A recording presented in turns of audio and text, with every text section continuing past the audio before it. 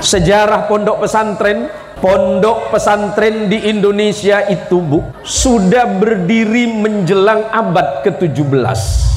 Kota Pontianak itu berdiri tahun 1771. Kurang lebih 250 tahun yang lalu kota Pontianak ini berdiri.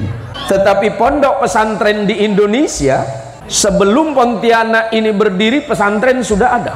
Ratusan tahun pondok pesantren ini mendidik bangsa. Ratusan tahun pondok pesantren, kurang lebih 300 tahun lamanya pondok pesantren ini mengayomi umat, memperkenalkan umat kepada tauhid, memperkenalkan umat kepada akidah, memperkenalkan umat kepada hukum-hukum Allah, agar mampu membedakan mana yang hak, mana yang batil, mana yang benar, mana yang salah. Maka sesungguhnya pondok pesantren, salah satu jasa besar pondok pesantren di Indonesia adalah menggagas kemerdekaan Republik Indonesia tahun 1945.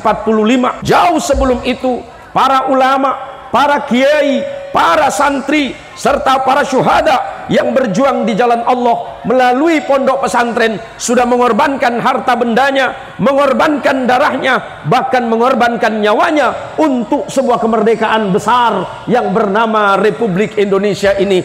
Maka jasa besar kemerdekaan bangsa ini tidak lepas dari para kiai, tidak lepas dari ulama, tidak lepas dari pesantren, tidak lepas dari para santri. Maka pondok pesantren punya andil besar memerdekakan bangsa ini. Maka tepuk tangan untuk pondok pesantren semuanya.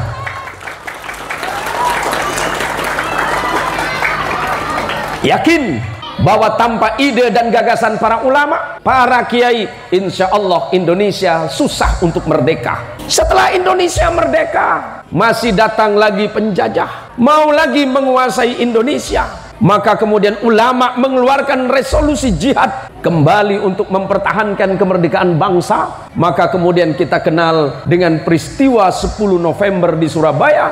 Itu sebagai bukti bahwa ulama, para kiai punya andil besar sebelum dan setelah kemerdekaan. Bahkan sampai hari ini salah satu tugas, fungsi utama para kiai dan pondok pesantren adalah himayatul ummah, yakni mengayomi umat agar umatnya ini tetap kenal kepada Allah, agar umatnya ini tetap kenal kepada agama, agar generasi-generasi muda Islam, generasi muda bangsa ini tidak mudah tergoyah, tidak mudah terpecah. Maka sekali lagi, peranan pondok pesantren di bangsa dan negara ini tidak bisa dikecilkan dan diabaikan. Oleh karenanya, saya dan para santri al-mujtahid adalah bagian dari santri itu sendiri.